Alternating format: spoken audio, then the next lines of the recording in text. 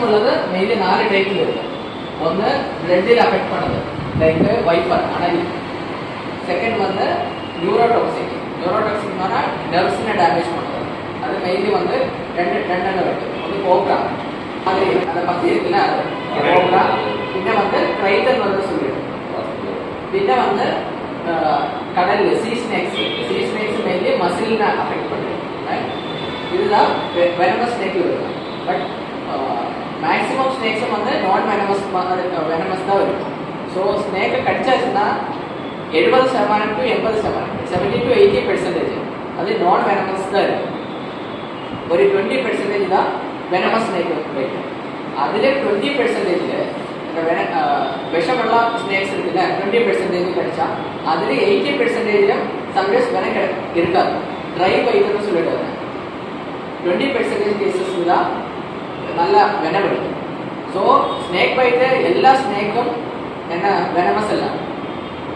ஒரு 10 பாம்புக்கடி கேஸ் வந்தாச்சுன்னா 7 கேசஸும் நான் வெனமஸ் தான் இருக்கு.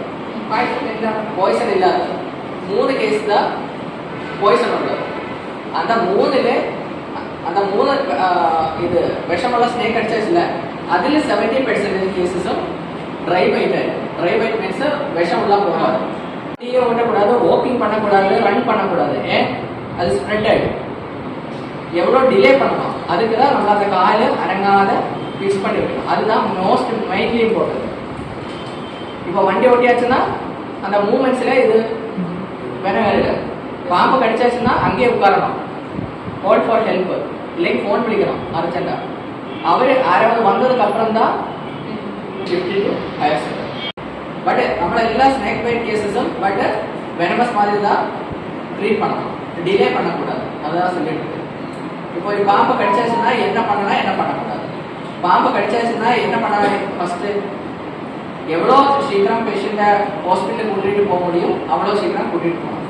அந்த நாட்டு வைத்தியம் அந்த மாதிரி ஒன்றும் பண்ணக்கூடாது. பின்ன அந்த ஸ்னேக்கை பிடிச்சிட்டு வந்தால் தான் ட்ரீட்மெண்ட் கிடைக்கும். அந்த மாதிரி இல்லை. ஸ்னேக்கை பிடிக்கிறதுக்கு போகக்கூடாது. எந்த ஸ்னேக்கோ ஆகுது, வெதர் வெனமஸோ வெனமஸ். பாம்பினை கில் பண்ணி எடுத்துட்டு போகணும் அந்த மாதிரி இல்லை. பாம்பினை ஒன்றுமே பண்ண வேண்டாம். அதுக்கு பாய்சனா போட்டு பேஷண்ட் தான் அர்ஜென்ட்டாக ஹாஸ்பிட்டலுக்கு கூட்டிகிட்டு போகணும். பேஷண்ட் ஹாஸ்பிட்டலுக்கு கூட்டிகிட்டு போனது தான் அது கொஞ்சம் இது இருக்குது. இப்போ காலையில் கடிச்சாச்சுன்னா 30 மினிட்ஸ்க்குள்ள ஹாஸ்பிட்டல் ரீச் ஆகும். அப்படியே இருந்தாச்சுன்னா என்ன பண்ணணும்?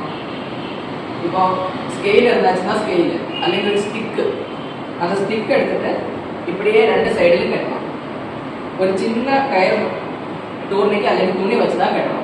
ரொம்ப டைட்டாக கட்டக்கூடாது. இந்த மாதிரி பண்ணாத துணி டைட்டாக கட் பண்ணியாச்சுன்னா வெனம் உள்ள போகாது. அப்படி இல்லை, அந்த மாதிரி டைட்டாக பண்ணக்கூடாது. ஒன்லி ஒரு ஸ்டிக்கு ஒரு சைடில் இந்த சைடில் ரொம்ப லைட்டாக மட்டும் கட்டணும். டைட் ஆகக்கூடாது. டைட் ஆச்சுன்னா என்ன பண்ணிடும்? அந்த வெனம் அந்த லோக்கல் ஏரியாவுக்கு ரியாக்ஷன் வரும். அந்த கொப்பளை வரும், ப்ளீடிங் வரும், கால் நீர் வரும், இன்ஃபெக்ஷன் ஆகிடும். அந்த மாதிரி எல்லாம் ப்ராப்ளம்ஸ் இருக்குது. பின்ன சின்ன ஆட்காரெல்லாம் பெரிஃபரல் என்ன பண்ணிட்டு இருக்கு, அங்கே நம்ம பிளேடு வச்சு ஸ்க்ராச் பண்ணிடாது. அப்படி ஒன்றும் பண்ணக்கூடாது. இம்மோபிலைசேஷன்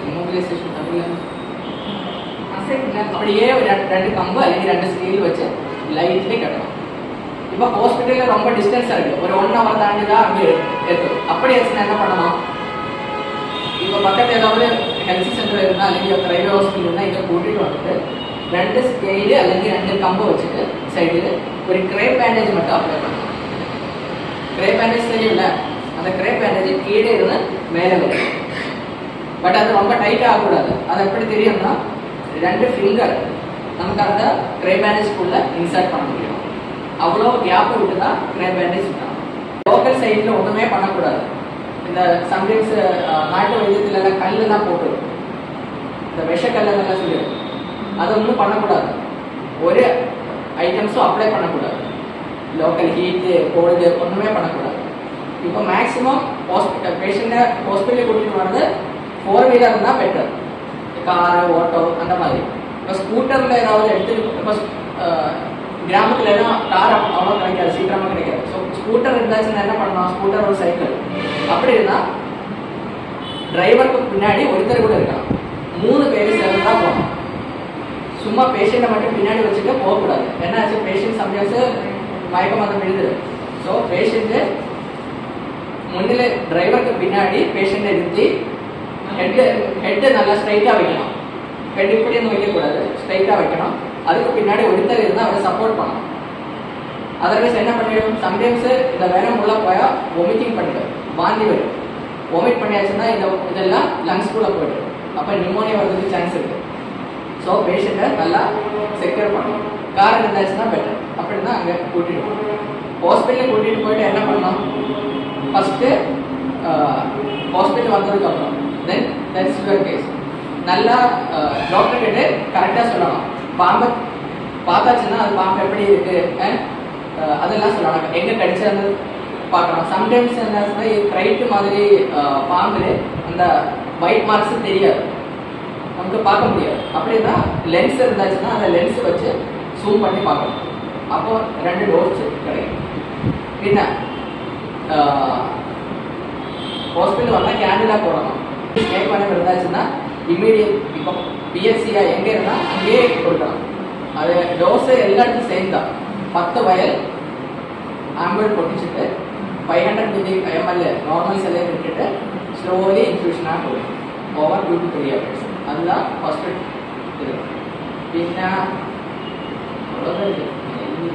மெயின்லி இதான்.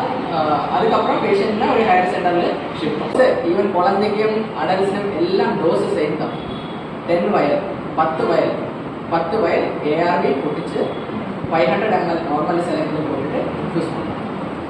குழந்தைகளுக்கு வந்தாச்சுன்னா அந்த எம்எல்ஏ கம்மி பண்ணணும். 500 ml வர 100 ml நார்மல் செலவில் இன்ஃபியூஸ் பண்ணணும்.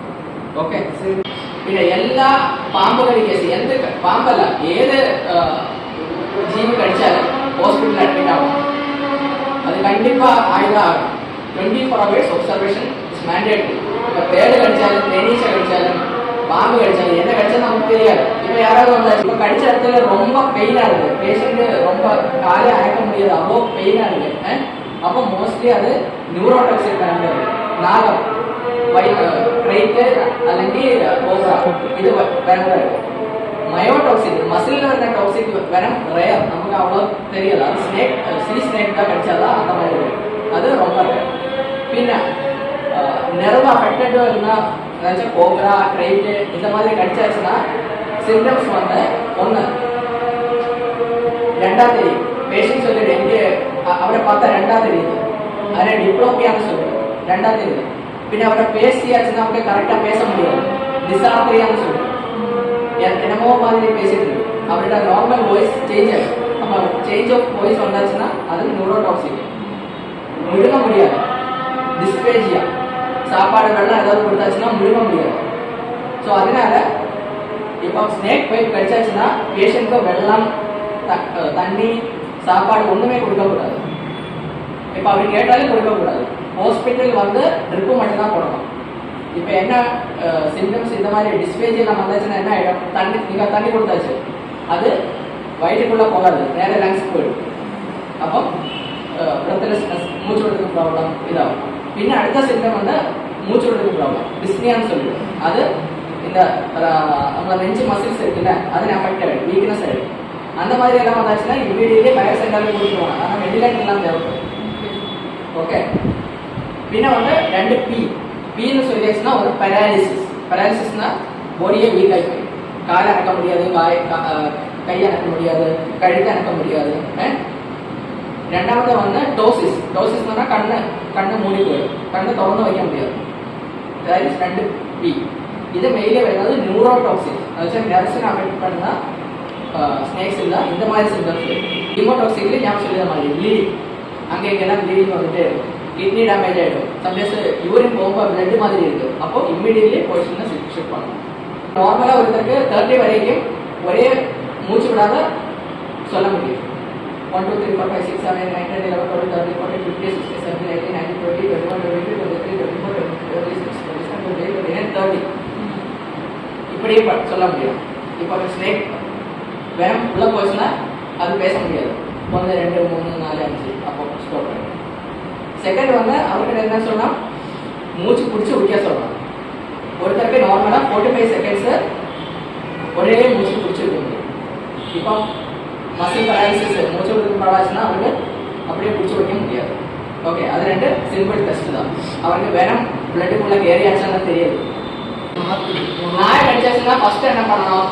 நாய் அல்ல, நாய் கடிச்சாச்சுன்னா வீட்டிலே, இப்போ வீட்டில் வச்சு நாய் கடிச்சாச்சு என்ன பண்ண? டைரக்ட்லி டாப்புக்கு முன்னாடி போனோம், தண்ணி விட்டான் கண்டினியூஸ்லி 15 மினிட்ஸ்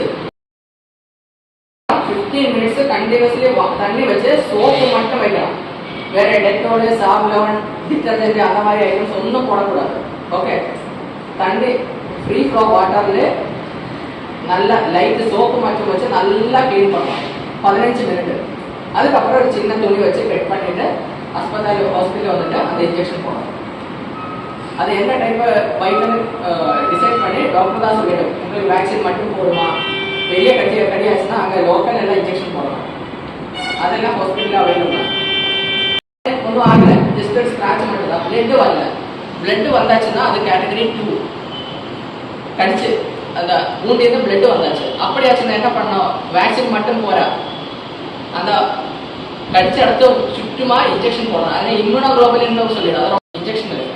இப்போ லேட்டஸ்டாக வந்தது அந்த இன்ஜெக்ஷன் ரொம்ப கம்மியாக இன்ஜெக்ஷன் பண்ணி போதும்.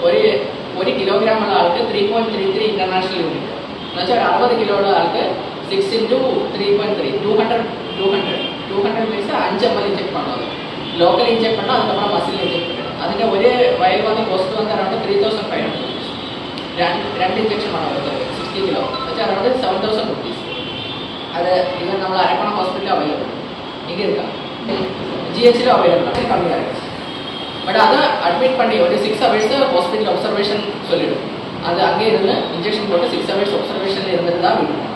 பின்ன வேக்சினேஷன் அந்த டேட்டு சொல்லியாச்சுன்னா அந்த கரெக்ட் டேட்லேயே வந்து போடணும். டேட்டு மாறக்கூடாது. அந்த டேட் வந்து அது கடிச்ச date, that is 0th dose. பின்ன 3, 7, 14, 28 5 இன்ஜெக்ஷன் தான் போடுறோம். அது கரெக்ட் டேட்டில் தான் பண்ணணும். பின்ன வீட்டில் நாயை கடிச்சாச்சுன்னா அந்த நாயை ஒப்சர்வ் பண்ணணும், 10 நாள் ஒப்சர்வ் பண்ணணும். 10 நாளுக்கு அப்புறம் நாய்க்கு ப்ராப்ளம் இல்லை இருந்துச்சுன்னா வேக்சினேஷன் டிஸ்கண்டினியூ பண்ணிக்கலாம். இப்போ ஒரு தடவை நாயை கடிச்சாச்சு, 2 yearsக்குள்ள எகைன் நாயை கடிச்சாச்சுன்னா ஃபுல் டோஸ் பண்ண வேண்டாம், அந்த பூஸ்டர் மட்டும் எடுத்தால் போதும். बिकॉज मुनाडी एफेक्ट अगे 2 years irrespective of the age. अब चाहे वो छोटे बच्चे हों, थोड़े बड़े बच्चे हों, मिडिल एज हो, एल्डरली हो, कोई भी हो, एज से कोई फर्क नहीं पड़ता है, वेट से फर्क पड़ता है. 20 इंटरनेशनल यूनिट पर केजी. वहीं अगर इक्वाइन होता है ERIG, that is equine rabies immunoglobulin, then 40 international unit पर केजी लगाया जाता है. बट यहाँ पे मार्केट में HRIG इजिली अवेलेबल है, आपको ERIG लेने की जरूरत नहीं है. कहां लगाना है, सबसे इंपॉर्टेंट पॉइंट तो यही है इस पूरे इसमें कि कहां लगाना है. तो लगाना वहां है जहां पे बाइट हुआ है. सपोज बाइट यहां पे हुआ है तो आप इसी उंड के चारों ओर इसे इन्फिल्ट्रेट करते हो, इसी बाइट पे आप लगाते हो. हाँ, कभी कुछ अगर थोड़ा सा वॉल्यूम बच जाता है सिरिंज में तो उसको फेंके ना, उसको आप इंट्रामस्कुलरली डेल्टॉइड में लगा सकते हैं. बस एक पॉइंट यहाँ पे आपको ध्यान में रखना है कि ये HRIG अगर आपने इस वाले बाजू में लगाया है तो ARV जो एंटी रेबीज वैक्सीन है वो इस बाजू में लगे. दोनों एक साथ आप नहीं लगा सकते ऊपर नीचे कर कर, ऐसा कभी ना करें. हमेशा साइट बदल कर ही आपको लगाना होता है. बट फिर भी यहाँ पे मैं फिर से मेंशन कर दूं, मैक्सिमली जो आपने डोज बनाया है अपनी सिरिंज में, मैक्सिमली वो इन्फिल्ट्रेट करें जहां पे आपको बाइट हुआ है. किस कैटेगरी ऑफ बाइट में ये लगता है आपने देखा है, WHO ने इसको कैटेगराइज किया है 3 पार्ट में, कैटेगरी 1, कैटेगरी 2, कैटेगरी 3. जब कैटेगरी 3 का उंड होगा, ना ही कैटेगरी 1 में लगेगा, ना ही कैटेगरी 2 में लगेगा. अब आते हैं मैक्सिमम डेज, कितने दिन का गैप किया जा सकता है. जैसा कि मैंने आपको पहले भी बोला, HRIG को तभी लगाएं जब आपने ARV शुरू किया है, लेकिन गलती से नहीं लगा सकते हैं. डिले अगर हो गया है तो मैक्सिमम 7 डेज तक जाया जा सकता है, नॉट बियॉन्ड 7 डेज. क्यों?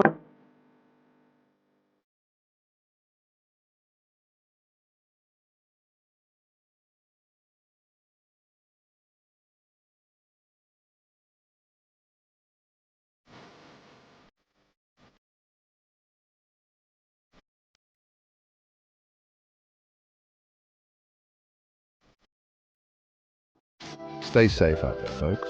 Knowledge is your best defense against snake bites. And don't forget to like, subscribe, and share this video to spread awareness. The more people know, the safer everyone will be. Catch you in the next one. Stay informed and stay safe.